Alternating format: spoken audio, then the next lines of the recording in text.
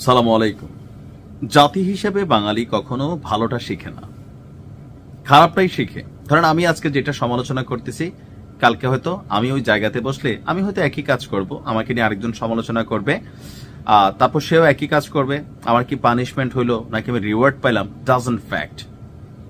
বাংলাদেশের প্রধান রাজনৈতিক দলগুলো সবসময় একে অন্যকে ভাঙার চেষ্টা করে, জনগণের সামনে একজন আরেকজনকে ধরেন মানে বক্তব্যের মাধ্যমে খারাপ বানানোর চেষ্টা করে।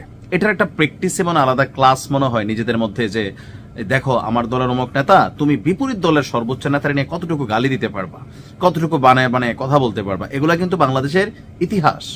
আমরা এইভাবেই চলতেছি রাজনৈতিকভাবে। কিন্তু সকল কিছুর মধ্যে একটা জিনিস কমন, এটা হচ্ছে পরিবারতন্ত্র। আজকের দিনে বিএনপিকে ভাঙার জন্য আওয়ামী লীগ সরকার অনেক চেষ্টা করছে, বিকল্প বিএনপি হিসাবে অনেককে এখানে একটা টিম তৈরি করার চেষ্টা করছে, অনেক প্রলোভন দেখানো হয়েছে, অনেকে প্রলোভনে পাও দিছিলেন, আজকে তাদেরকে খুঁজে পাওয়া যাচ্ছে না। কারণ দিন শেষে বিএনপি মানেই শহীদ প্রেসিডেন্ট জিয়াউর রহমান, তারেক জিয়া, বেগম খালেদা জিয়া, বা পরবর্তী সময় ওনাদের জেনারেশন হবে। তদ্রুপ আওয়ামী লীগ মানে বঙ্গবন্ধু শেখ মুজিবুর রহমান, শেখ হাসিনা, শেখ রেহানা বা পুতুল জয় যারা আছেন তারা। এখন এমনটা কি সম্ভব যে ধরেন একটা আওয়ামী লীগ তৈরি হবে আর এটার মধ্যে শেখ হাসিনাকে বাদ দিয়া, শেখ পরিবারকে বাদ দিয়া, নতুন ভিন্ন কিছু ক্লিন ইমেজের মানুষদেরকে দিয়ে আওয়ামী লীগের ভবিষ্যৎ নেতৃত্ব নির্ধারণ করা হবে? যে শেখ হাসিনার তো ফাঁসির রায় হয়ে গেছে, তিনি পলাতক আছেন, কার্যক্রম নিষেধাজ্ঞা আছে নির্দিষ্ট একটা সময় পর্যন্ত, তো নির্দিষ্ট সময়ের পর তুলে দিলে আওয়ামী লীগকে রাজনৈতিক কর্মকাণ্ড করার সুযোগ দেওয়া হবে। তো সেই কর্মকাণ্ডটা কারা করবে, সেই কারার জন্য নতুন একটা পরিকল্পনা আসছে সম্ভবত। আর এটা নিয়ে অলরেডি কিন্তু একটু আলোচনা মাঠে চলে আসছে। আলোচনার সূত্রপাতটা হচ্ছে সর্বশেষ আপনাদের খেয়াল থাকার কথা যে আওয়ামী লীগ সরকার পতনের পর অনেক এমপিরা গ্রেপ্তার হয়েছিলেন। এর মধ্যে সাবের হোসেন চৌধুরী, খুবই ক্লিন ইমেজের একজন মানুষ, তিনিও কিন্তু গ্রেপ্তারের পর পরপর জামিন পেয়ে গেলেন। এরপরে আপনার সম্প্রতি তার বাসায় ইউরোপীয় ইউনিয়নভুক্ত 3টি দেশের রাষ্ট্রদূতদের একটা গোপন বৈঠক চলছিল, সেইখান থেকে আলোচনাটা সামনে আসে। আরেকজন হচ্ছেন আমাদের শিরিন শারমিন চৌধুরী, তিনি আওয়ামী লীগের সম্ভাব্য সাধারণ সম্পাদক হিসাবে আপনার কি বলা হয় যে সম্ভাব্য সাধারণ সম্পাদক হিসাবে সাবের চৌধুরী ওনার নাম আছে, আর নাম আছে আমাদের আলোচিত নেত্রী নারায়ণগঞ্জের সাবেক মেয়র সেলিনা হায়াত আইভির নাম। যদিও আইভি এখনো জেলে আছেন, তার কয়েকটা মামলায় জামিন হওয়ার পরেও আবার নতুন করে কয়েকটা মামলা তাকে অ্যারেস্ট করা হয়েছে। নিষিদ্ধ আওয়ামী লীগের ভবিষ্যৎ নেতৃত্বের আলোচনায় প্রথমে আসছে সাবেক স্পিকার শিরিন চৌধুরীর নাম।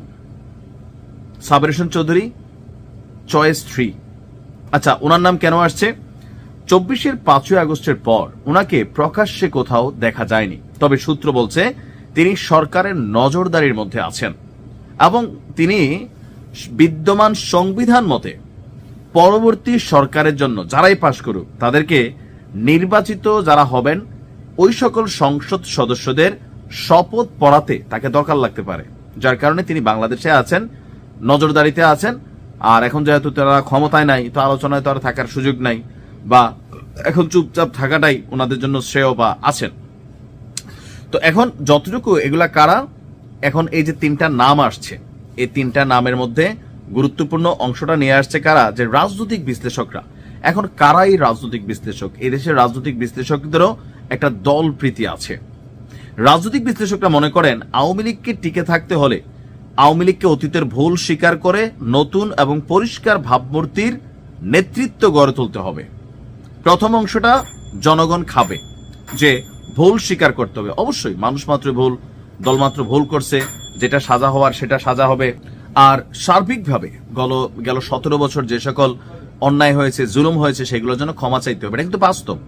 আওয়ামী লীগের নেতা কর্মীদের যারা মানে ডাইহার্ড ফ্যান ফলোয়ার আছেন, কর্মী আছেন, তারা এটা মনে না করলেও জনগণের একটা বড় অংশ কিন্তু এটা মনে করে, দলমত নির্বিশেষে। তবে দ্বিতীয় অংশটা যেটা, যে পরিষ্কার ভাবমূর্তির নেতৃত্ব গড়ে তুলতে হবে, এখন এটা যদি হয় দলটির মূল নেতৃত্ব, তাইলে হবে ঝামেলা। বাকি সবগুলাতে পরিষ্কার পরিবর্তন আসতে পারে, কিন্তু শেখ পরিবারকে বাদ দিয়া আওয়ামী লীগের রাজনীতি এই দেশে কেউ করবে না। আর যারা করতে চাইবে বিএনপির মতন, বিএনপিতে তখন ওই যে নাম নিলাম না, আপনারা জানেন যে বাঘা বাঘা বিএনপির এক সময় লোক ছিলেন, 111-এর সময় কিন্তু এই খেলা হয়েছে, কিন্তু দিন শেষে তারাই কিন্তু বাদ হয়ে যায়, বয়কট হয়ে যায়, পালাই থাকতে হয়। যেটা মূল বিএনপি সেটা টিকে আছে। সো আওয়ামী লীগের ক্ষেত্রে আমার মনে হয় যে এখানে যাদের নাম বলা হয়েছে তাদেরকে আওয়ামী লীগের নেতাকর্মীরা ভালোবাসবে, তাদেরকে সাপোর্ট করবে, কিন্তু যতক্ষণ তারা শেখ হাসিনার আন্ডারের লোক, এর বাহিরে গিয়ে আওয়ামী লীগকে বিভাজন করা অথবা নেতৃত্বে যাওয়া, এইটা কেউ মানবে না, আর ওই আওয়ামী লীগ টিকবেও না। আর বিএনপিরও দেখেন, জাতীয় পার্টিরও দেখেন, পরিবারতান্ত্রিক যে রাজনীতিগুলা, জামাত শুধু এই ক্ষেত্রে ব্যতিক্রম। জামাতের নেতৃত্বে কে আছেন ফ্যাক্ট না, তারা একটা ইউনিট হিসেবে কাজ করে, কিন্তু অন্যান্য রাজনৈতিক দলগুলোর মধ্যে এই ইউনিট নাই। উদাহরণ দেখুন, সারা বাংলাদেশে বিএনপির মনোনয়ন নিয়ে কত কিছু হচ্ছে, জামাতের গুলো নিয়ে খুব বেশি হচ্ছে না। এখানে খুব সহজে কেউ প্রার্থী হিসেবে দাঁড়ায় না, তারা তাদের চেইন অফ কমান্ড ঠিক রাখে। কিন্তু বাকি রাজনৈতিক দলগুলো এগুলো পরিবারতন্ত্রের মধ্যেই চলে। সো যেই তিনজন নেতৃত্বের নাম আসছে, আমার মনে হয় না যে ওনাদের দিয়া আসলে আওয়ামী লীগকে রিফর্ম করানো যাবে। ভালো থাকুন, আসসালাম।